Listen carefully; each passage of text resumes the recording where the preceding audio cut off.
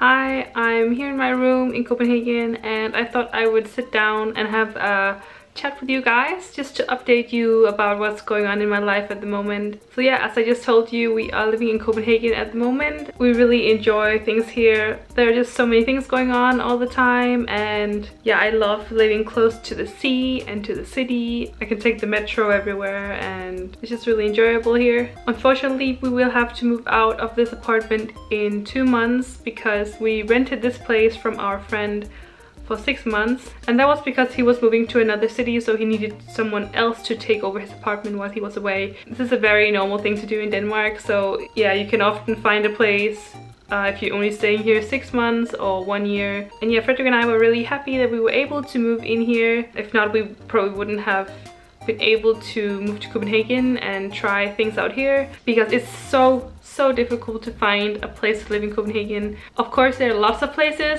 but I mean, I can't afford paying 20 or 25,000 kroner a month. There's just no way I can pay that. And we are actually planning to move back to the area we originally come from, both of us.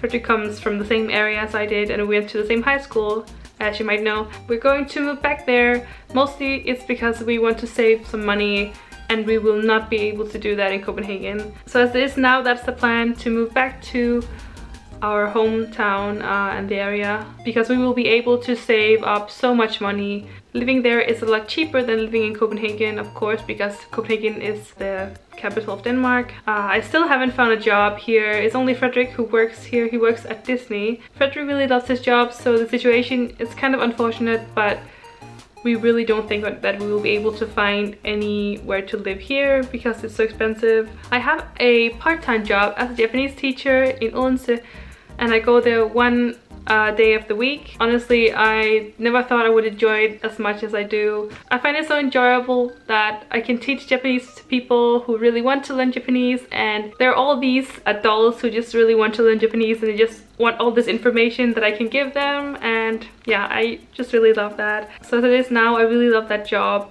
and besides that, I am applying for jobs and going to different courses about finding jobs and stuff. Of course, there are lots of jobs here, and there are more jobs related to Japan than I would find in Aarhus, for example, but the thing is that there are just so many people who want the same jobs, so that makes it a lot more difficult. But we will try to enjoy the last 2 months, and then we'll have to figure out more, so I will of course tell you more about that when the time comes. Another thing I want to share with you is that I am taking the JLPT N2 test. I'm planning on taking the test in 2018, but that means I have a lot of time to study for it, and I have time to become really good at it. If you followed me when I lived in Japan as an exchange student last year, I studied for the N1, and that turned out to be way too hard. I'm sure I can do the N2. I tried studying for the N3, but it was just too easy for me in a way, and I didn't feel like I was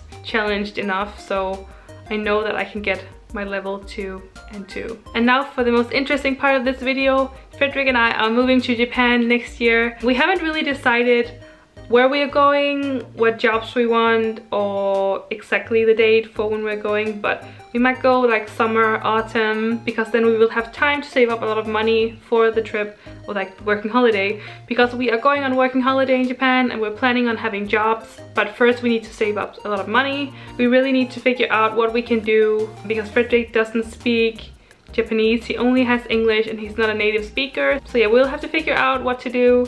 I know there are lots of options. You are very welcome to share down below if you have any tips on which city to live in, what kind of jobs to get, everything. We really want just a lot of good advice. I don't think I want to live in Tokyo because I know it will be expensive, but I'm open to trying to live in a new city in Japan where I've never lived. So yeah, let me know if you have any great ideas for us. I will of course update you guys more about this topic when time comes. Another thing is that we are probably also going to have like a small wedding before going to Japan, because everything in Japan will be a lot easier if we are married. So since we are engaged anyway, we might just get married before going to Japan. So yeah, maybe sometime next summer. But yeah, that was it for this video. I just wanted to inform you guys since a lot of things are happening. Yeah, if you have any questions, please leave them in the comments below, and I will see you guys in the next video. Bye!